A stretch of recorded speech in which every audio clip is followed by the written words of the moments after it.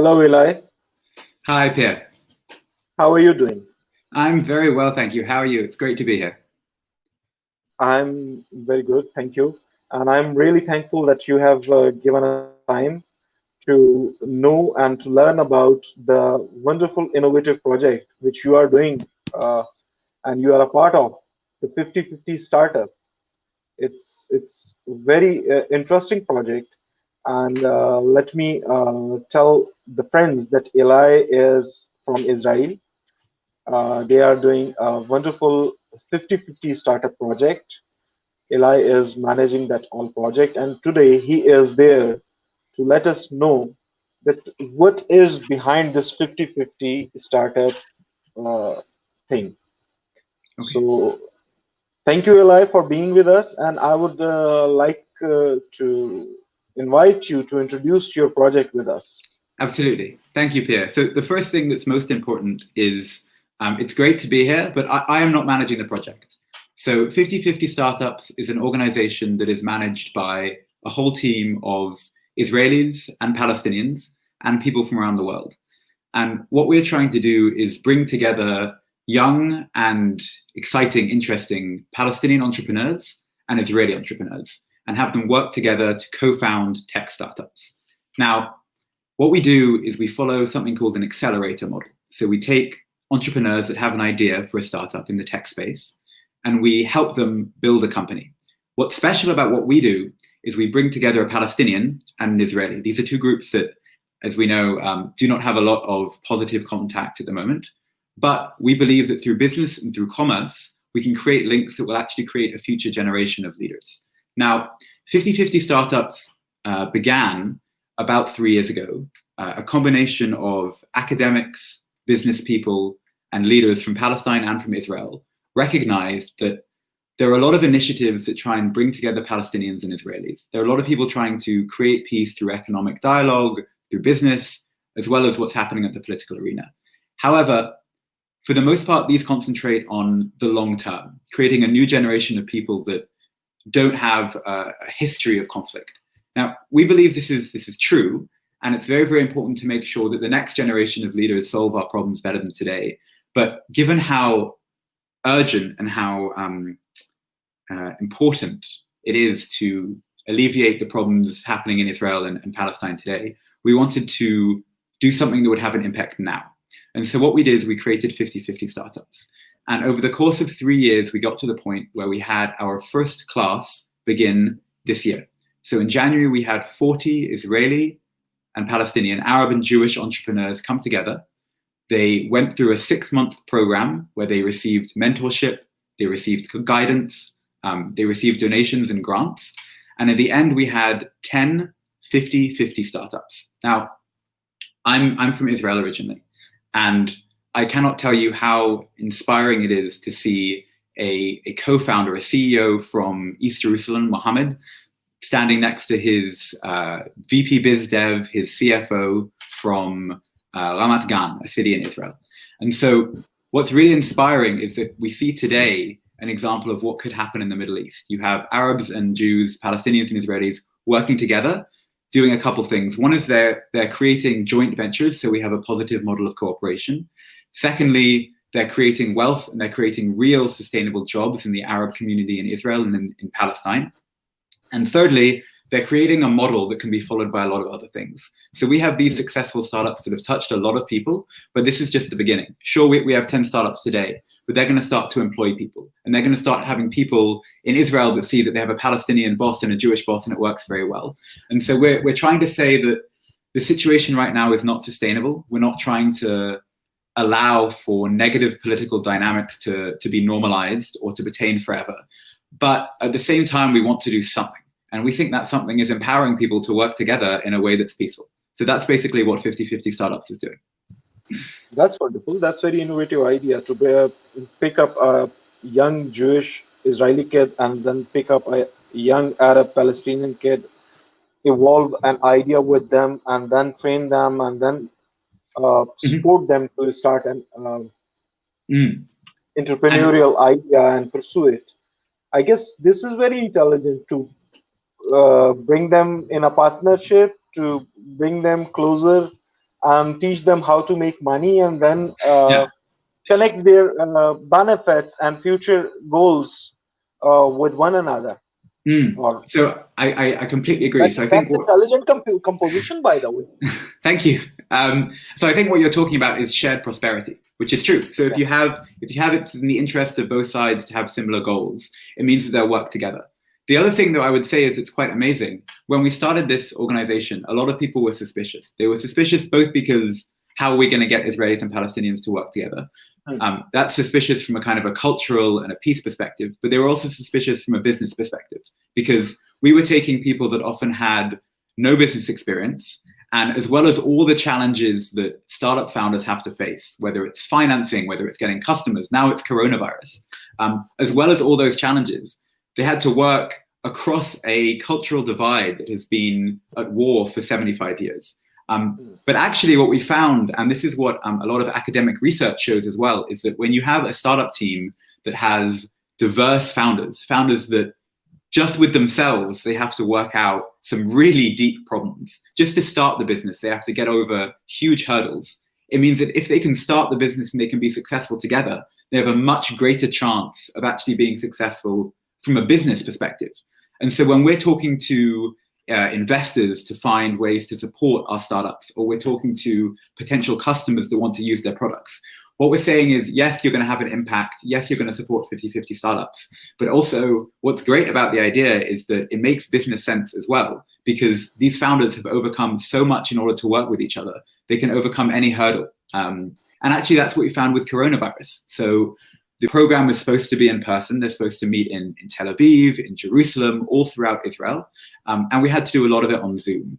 Now, I know that this would be very, very difficult, even for the most educated, the most experienced startup founders. And a lot of companies have gone under. But what we were really impressed by is that because they had fought so much to get here, to come over so many barriers for Palestinians to work with Israelis, for Israelis to work with Palestinians, they were really, really motivated. And actually the class was a huge success. That's great. That's great. What were the hurdles in the start of this? Suspicion was there, but again, Yeah. So I what were the think difficult times you have gone through to pursue this idea and to initiate this idea? What um, were the phases there? so I think there are two answers. One would be the difficulties we've faced as an organization and the difficulties then that our startups have faced. So for us, it's hard to overstate the not opposition, but the suspicion that something like this could work, that you could really bring together in a successful commercial way Israelis and Palestinians. And one of the things that's been quite difficult is part of this suspicion is also because there is fear that by working with Israelis, Palestinians allow the occupation to continue. And so this is the fear of something called normalization, that by changing economic incentives and making participants from both sides okay with the current situation, you mean that there is not an incentive to change. And so for our board, for our Palestinian supporters, they've had to often contend with people wondering, why are you working with Israelis? And actually, this is something that a lot of our participants have faced as well, which is they have Israeli business partners. They're working on startups with Israelis. And often they're worried about how this will be perceived in Palestine. Now, I think this is interesting because, first of all, it really shows what we're trying to achieve. So our biggest challenge is also the thing we're trying to solve, which is that this situation is never going to be able to get better if the two sides can't trust each other. And then the second thing is that I think we're actually also part of the solution, because each one of the participants and each one of the board members, even if they can't publicly talk about the work they're doing, they are influencing huge amounts of people in their lives. And by publicly showing that we have these startups that work cross-border and that there are Israelis that want to work in a constructive manner with Palestinians, I think we're in a way going towards solving our own challenge. That's great. And how hopeful you are? What is the response? How positive the response is? I am So they're not the same question. The response is extremely positive. How hopeful I am, I want to be hopeful long term. So the response has been extremely positive, basically from all the institutions that have supported us. So we're supported by Google, we're supported by Microsoft. We have a partnership with Northeastern University. We're working with an organization called Tech to Peace with the Israeli College. We have a huge range of supporters, and everyone buys into what we're trying to do. So I think it's hard to overestimate how supportive people have been. Now, as for how hopeful I am, I think that support and seeing the success of the startups makes me sure that we're on the right track. So we're getting contacted from a lot of different places to export the 50-50 model, because we've already had success in our first year. We're talking about different communities, different races all over the world. We want to use the 50-50 model in Israel and Palestine with different types of startups, either in different sectors or in different levels of business complexity. And so I am hopeful that we're beginning a movement, and we're beginning a group of startups to know what they're doing. The long-term impact of that, I think we still have a lot of challenges. And so if I'm being completely honest, the impact I would rather talk about from 50-50 today is not, have we changed the world yet? No. Have we ended the occupation or the conflict? No. Have we made it easy for Palestinians to work with Israelis? Also no. But we have created 10 startups. And those startups are composed of real people that otherwise would have a very, very different vision of the other side. I'll give one example of this. At the end of the startup program, we had a demo day, which is we brought all the startups to pitch for investment and also for a donation. And the startup that won, the CEO is from Palestine. He's a young Palestinian, and he was close to tears when we gave him the grant, a large grant to help support his business. And he said, I started this program because I had the idea that maybe I could work with Israelis, but I never believed that using Israeli mentors, talking to Israeli companies, and with judges that were half Israeli and half Palestinian, they would choose me, a Palestinian young man, to be representative of this idea. And that really changed his life. And the startup is now doing well, and they're now hiring people. And what they're actually working in is a social impact that works across the Israeli-Palestinian divide. So hopeful for the future of the conflict, I don't know yet, but I'm proud of what we're accomplishing, very. Yeah, of course. I believe in small steps. You cannot change the world overnight. You cannot do it. We have to take small steps. We have to go in small initiatives. And then the results are bigger. The results are bigger. And I wish and I hope that every single activity is taking place in the whole universe to bring and ensure peace. May God give success to that initiative. I think you're a great example. You're talking to me from Pakistan. You're talking to an Israeli from Pakistan. It's a small step, and who knows where it's going to lead. But there are people watching, and we're talking, and it's many of these steps that actually change things. And exactly, we are sharing the 50-50 screen right now. Yeah, exactly. 50-50 peer talks. Yeah. So this is great to hear that you are exporting, or at least thinking to export this idea, because now you are having good ties with UAE, Israel and UAE, Israel and Bahrain.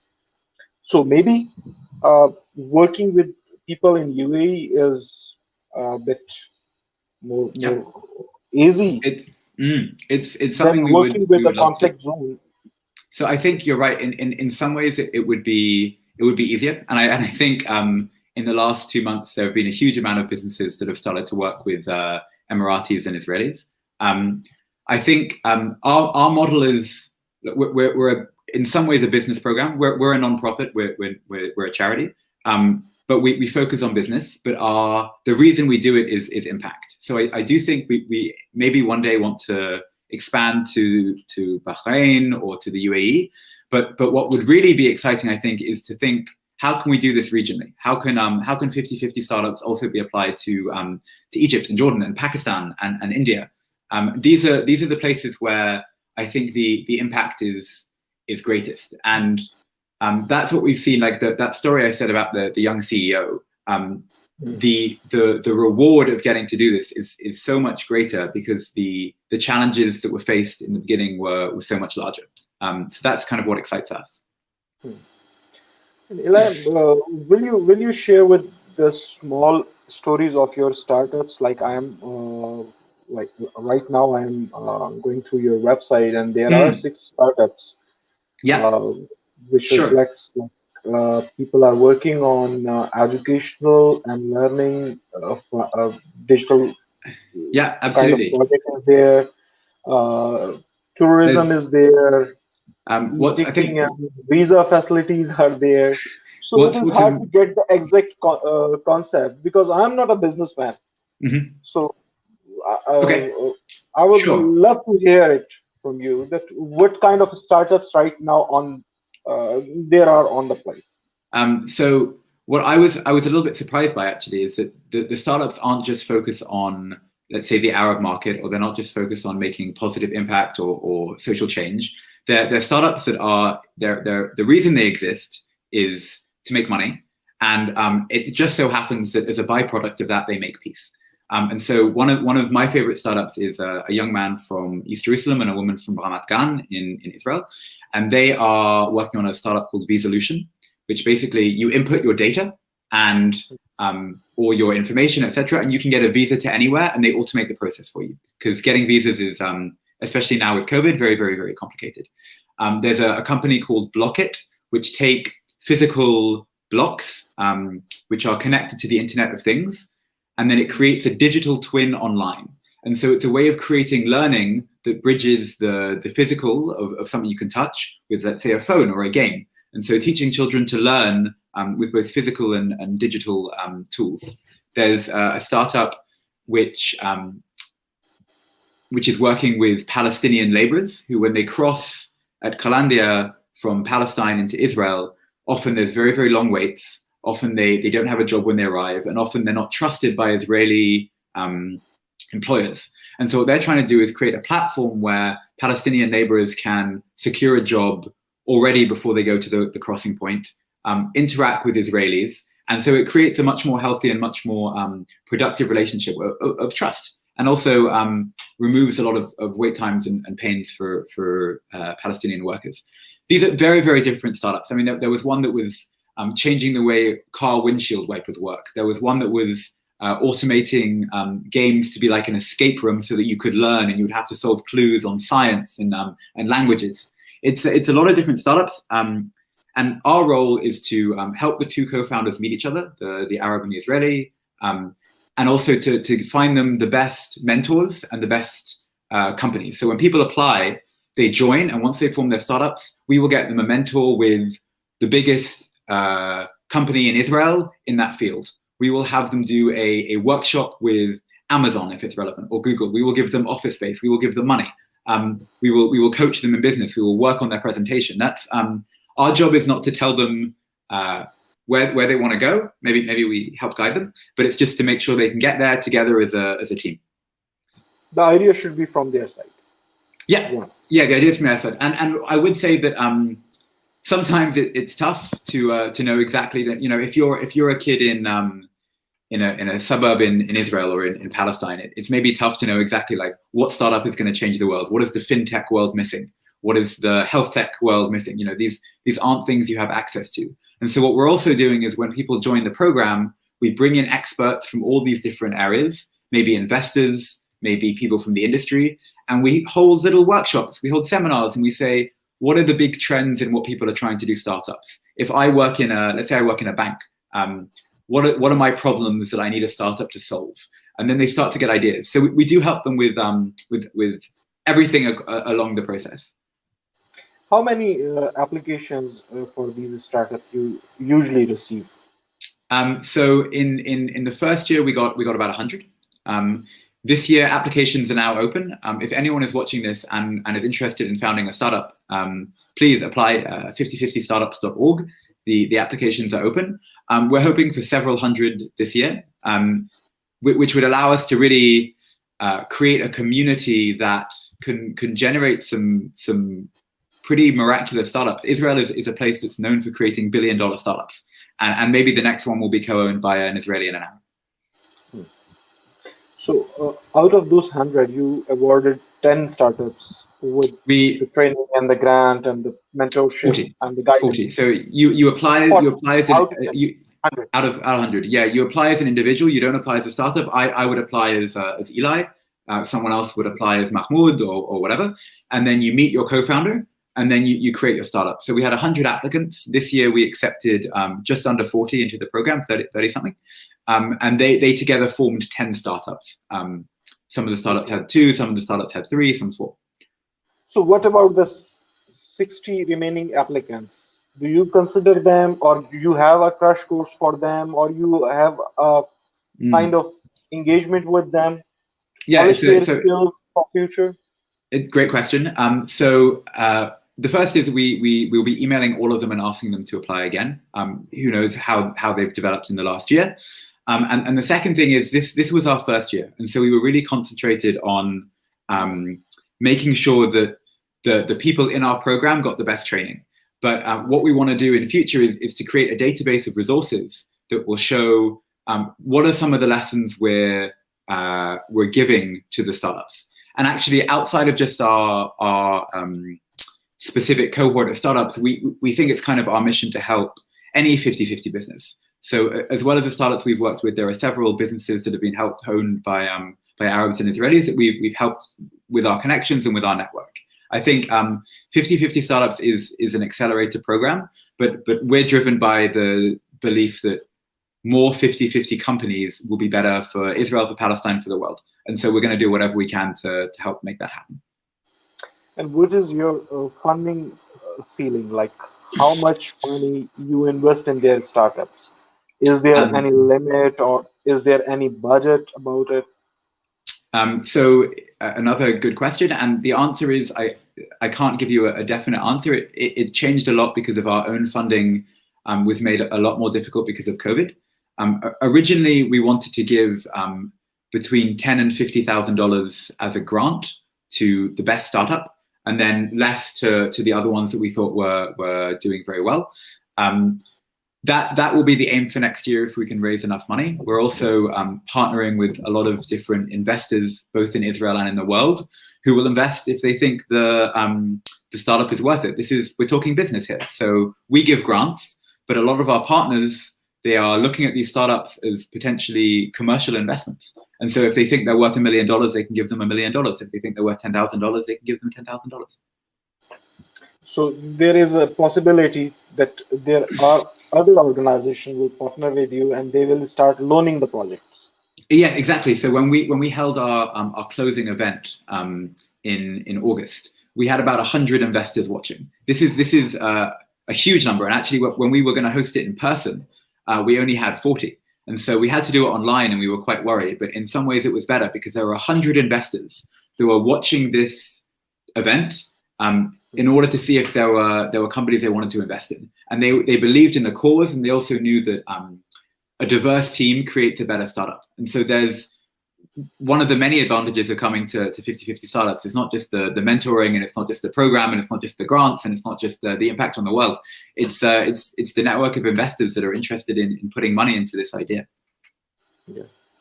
And they have the opportunity right now to invest in this idea because the idea is great, and COVID's situation has shrunk the business market already. It's shrink now. Yeah. So with new ideas, if you have money, you can put the money in new ideas and let the younger people work for you. It's the idea. So in future, you were talking about Jordan, Egypt, Pakistan, and other countries to partner with. Have you any timeline or a map with your target areas where you would love to partner with?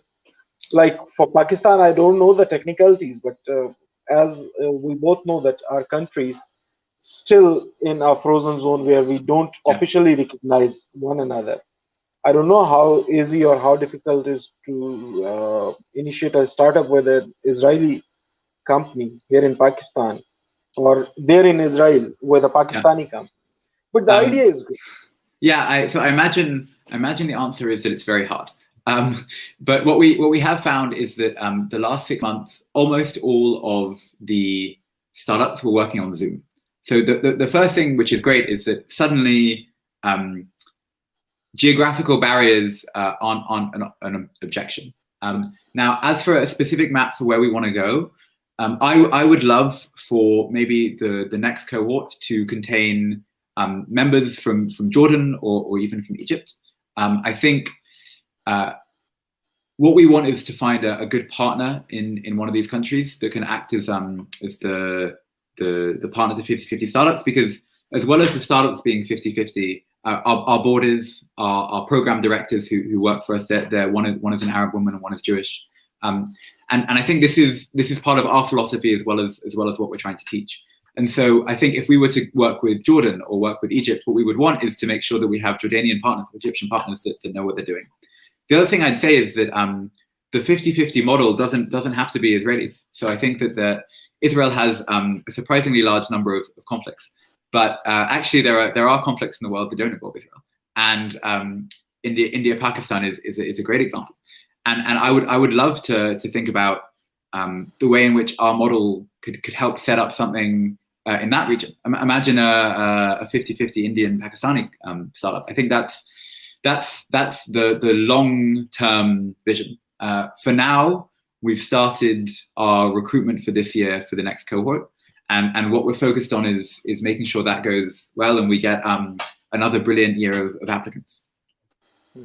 That's wonderful. That's wonderful. And yes, we tried a lot to do 50-50 partnerships with India. Even one of our sportsmen married there. So he tried to build a 50-50 Very life very partnership, 50-50. and he is successful here.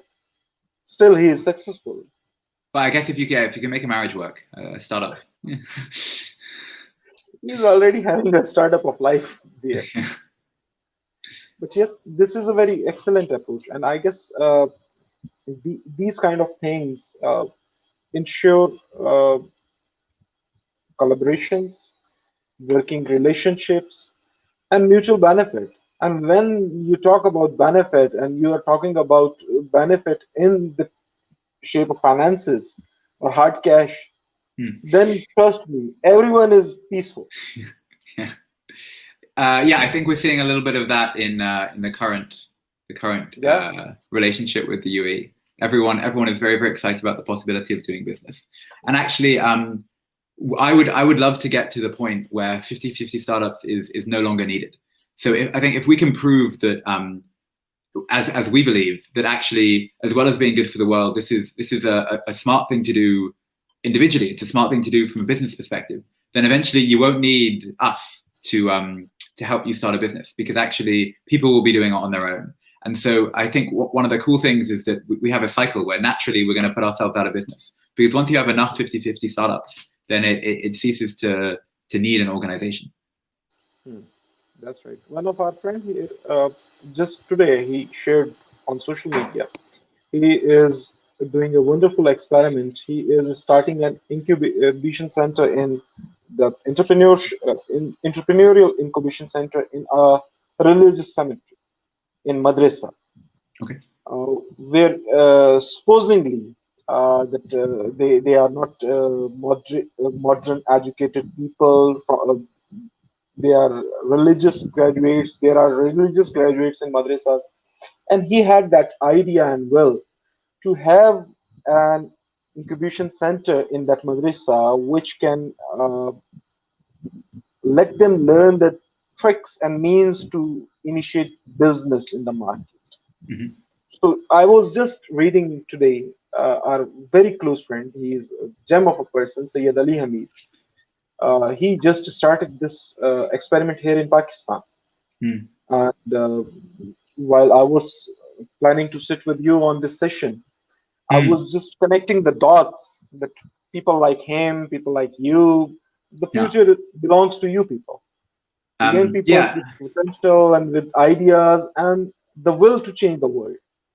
And one day, I'm sure. I think it's beautiful to hear that, and I do think that the power of business and the power of collaboration has a huge effect. And it's interesting that even in a madrasa there is an incubation program. I think that I'll tell you that when we meet once a month as a board for 50/50, and it's an interesting dynamic because we want to make sure that our tool is business, but I do think that the thing that all brought us together is the impact we want to have, and I think this is in my mind the future of business, because I think we saw for a very long time that if you had business and you had capitalism and you had people pursuing profit without any idea of where it would lead, that got us to some very destructive places.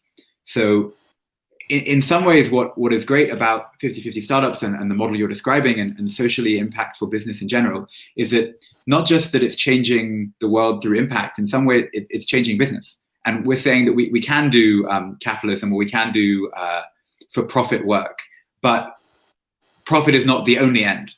It's one of many things we desire, one of many ends we seek. That's true. That's true. And how you gauge the behavior of both the partners in a startup? How were they and how are they behaving right now? So I think that the relationship between startup founders is quite unique. So you made a joke about the marriage.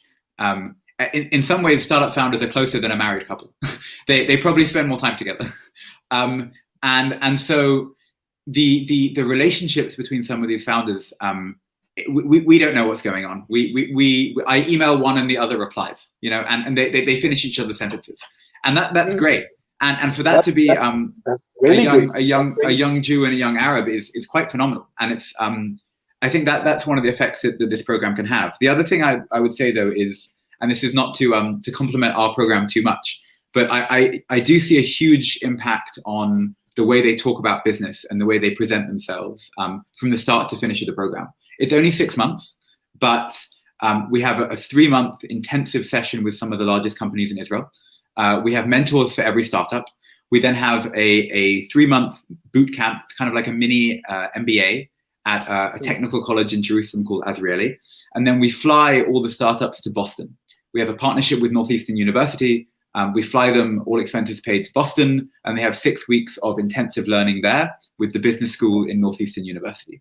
Now, when they get back, that 6 months has been transformational, both for them personally, for them as founders, as business people. So I don't know if I can comment on the dynamics of the relationship because I'm on the outside, but from the outside, looking at how they present themselves, it's we do a good job.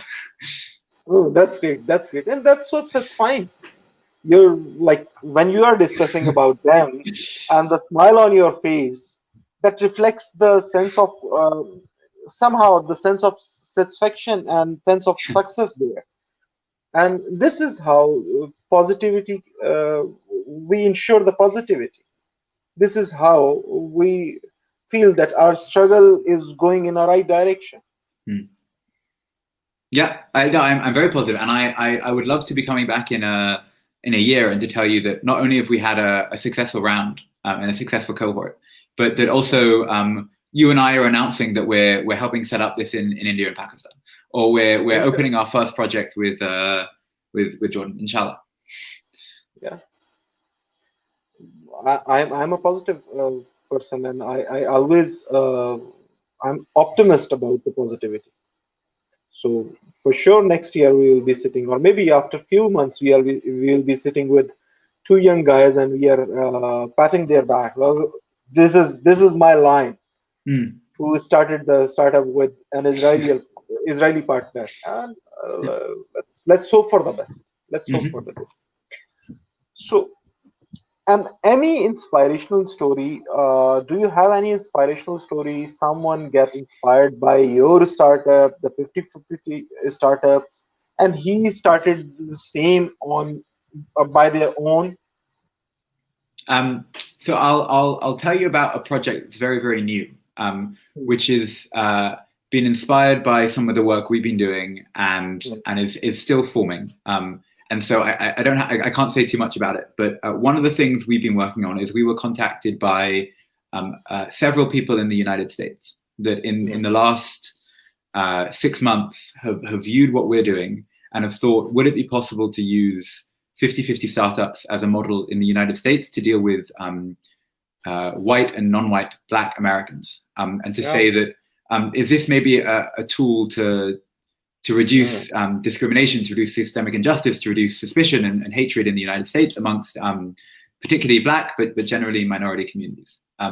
Now, this is something we're still in the very, very early stages of planning. As I said, our philosophy in everything is 50-50. And we are a board made of Israelis, Palestinians, Americans as well, people from Europe. But we're looking to expand this idea because I think it's brilliant, and it yet another conflict zone where deep set and long held imbalances of power and injustices mean that two communities don't interact in the way we want, and there's work to be done from many, many angles. And if 50-50 could be one small part of that, that would be something that would inspire me. That's right. That's very great. Anything you like to share out of your personal experience? So there is one thing I would share, which is that we know that the journey here is going to be very, very long, and on a personal level, I went into the program. I'm a board member, thinking that the exciting thing was that this was using business. I was very suspicious of a lot of the programs that exist in Israel and Palestine that bring people together to talk about peace and talk. And I was excited because I thought this is doing something real. This is creating businesses. And I still do think that, but I would say that the thing that has touched me most has not been the business plans, and it's not been the financial models, and it's not been how eloquently these people pitch. And if you go to our website, you can see some of the businesses, and they really are amazing. But actually, the thing that has touched me most is hearing one co-founder describe another and how much they rely on them. And there is no language of Arabs or Jews, and no language of Israelis or Palestinians. And to have been able to be part of that is, it's great. That's great. That's great. Ely, thank you very much for sparing the time for us for this session. And I hope and I wish that we can be able to interview at least two people who are in a startup right now working. Absolutely. I would request you to organize that session for me. That will be a different story to hear from them. How were they before the startup? What they learned during the whole training and mentorship period, and how they are doing business right now, how they are making money, and how they are sharing the profits with one another. And now, what are their feelings about one another, and how they accommodate one another's thought, feelings, how caring they are about one another now, because now they are partners. Now they are SC. It would be my my honor, and we've talked to one of the startups who would be delighted to appear on the show, and so I would recommend your guests to tune in, because I think they have I'm talking about them. They're talking about themselves, so they're far more inspiring. Yeah, that will be a great episode to do. Thank you very much. Hope to see you soon. My pleasure. Thank you, Pierre. Thank you. Shana Tova. Allah Hafiz. Bye bye. Bye bye.